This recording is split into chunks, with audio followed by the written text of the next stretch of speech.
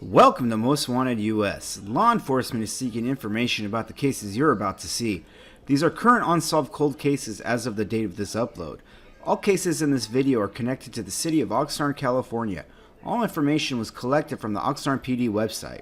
The city of Oxnard offers a $10,000 reward for information leading to the arrest and conviction of suspect or suspects in homicide cases.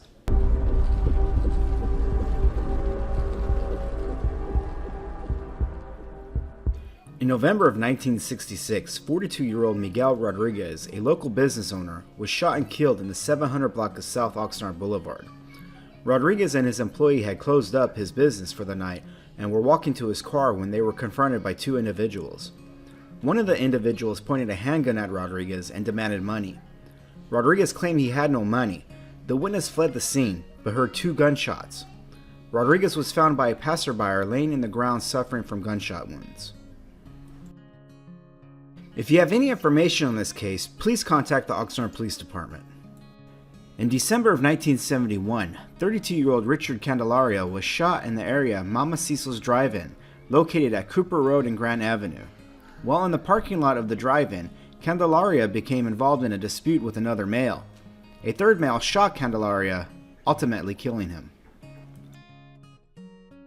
If you have any information on this case, please contact the Oxnard Police Department. In March of 1972, a fight occurred near the Lemon Tree Motel in the 500 block of Meta Street involving a group of males. During this fight, the victim Herbert Hollingsworth was stabbed.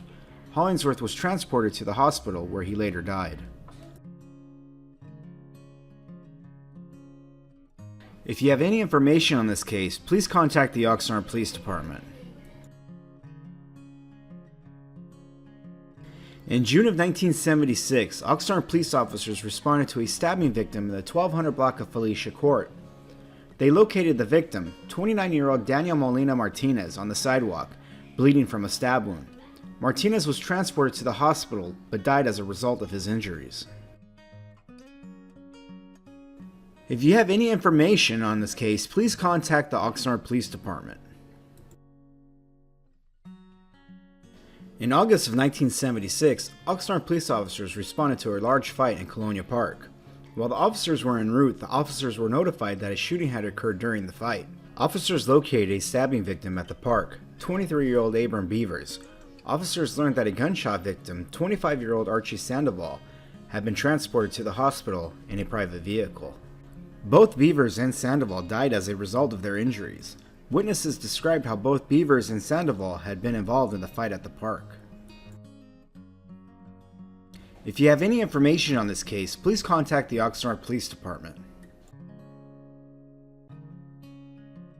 In September of 1977, Velvet Sanchez was found deceased inside her room at the Villa Motel, located at the 1700 block of South Oxnard Boulevard. Sanchez was a resident at this motel. The last time Sanchez was seen alive, witnesses saw her in the company of a Caucasian male with a full beard. Sanchez and the male entered the motel room together. If you have any information on this case, please contact the Oxnard Police Department. In April of 1978, 25-year-old Joseph Abisha was shot and killed during daylight hours at Beck Park. Mr. Abisha's daughter recently wrote to the Oxnard Police Department detective and said, "In the middle of the day, while playing at Beck Park, my dad was gunned down right before my eyes. In an instant, fear and horror replaced the joy and happiness, love, security, trust, and safety that I had in the moments before. In that one moment, my childhood was stolen from me and my life was forever changed. 42 years later, I'm still working every single day to heal from the trauma that was caused that day. If anyone knows anything about what happened in the park in April of 1978, please have it in your heart to come forward. Thank you."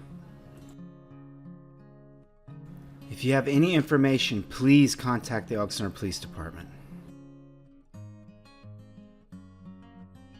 In May of 1978, 31-year-old Carlos Chavoya and his friend were both shot at the 100 block of East 7th Street at the Napolito Cafe. Chavoya died as a result of his injuries, and the friend survived his injuries. The surviving victim identified the shooter by the nickname Pajaro. Pajaro was in the company of Golandrino and Antonio Carrillo when the shooting occurred. Detectives tentatively identified Pajaro as Mario Ceja, but the name may have been an alias due to the fact that Pajaro had been in the United States illegally. Pajaro fled Oxnard for the Los Angeles area after the shooting. If you have any information on this case, please contact the Oxnard Police Department. In October of 1978, Oxnard police officers responded to a call of a gunshot victim in the alley of the 500 block of South Oxnard Boulevard. Officers located Angel Hernandez and found that he had suffered a gunshot wound. It appeared as if Hernandez was shot during a robbery. If you have any information on this case, please contact the Oxnard Police Department. In November 1978, Oxnard police officers responded to a shooting victim in the 300 block of Cooper Road. 44-year-old Ruben Cortez was located by officers. He had been shot but was conscious. Cortez later died from his wounds.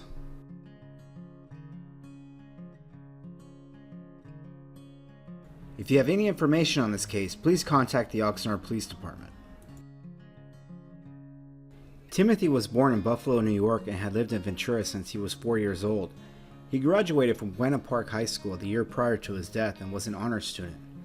He worked for his stepfather at a construction company and was also a counselor at the YMCA. He enjoyed baseball, swimming, and fishing in his free time.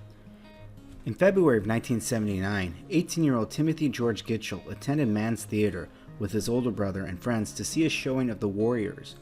Before the movie began, Timothy's friend, Alan Grandstorm, was harassed and beaten by a group of boys their age demanding money. Upon hearing this, Timothy and his friends demanded to know who had hurt Alan. The group that had beaten him up met Timothy and his friends outside the entrance of the theater where a fight ensued. This fight ultimately led to the stabbing of Timothy Gitchell, Daniel Gitchell, and Alan Grandstorm. Daniel and Alan were treated and released at the hospital, but Timothy was pronounced dead upon arrival, suffering a stab wound to the heart. If you have any information on this case, please contact the Oxnard Police Department. Claudia was a widow and lived alone.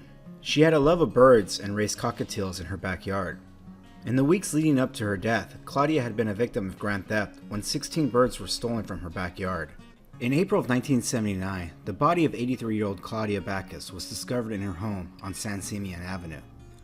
Her daughter had been trying to reach her mother via telephone, and upon several unanswered calls, she and her sister went to their mother's house where they discovered her body.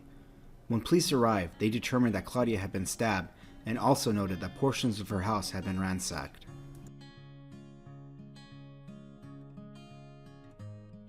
If you have any information on this case, please contact the Oxnard Police Department.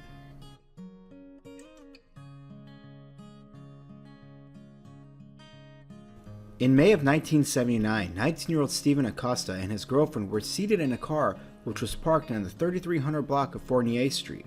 A blue mid-70s Oldsmobile Cutlass Supreme drove up to them. The driver of the car was identified by a witness as Mario. A passenger in this vehicle shot Acosta with a handgun.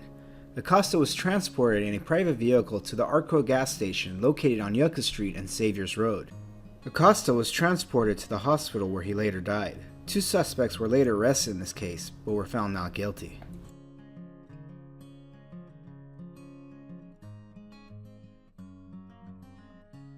If you have any information on this case, please contact the Oxnard Police Department.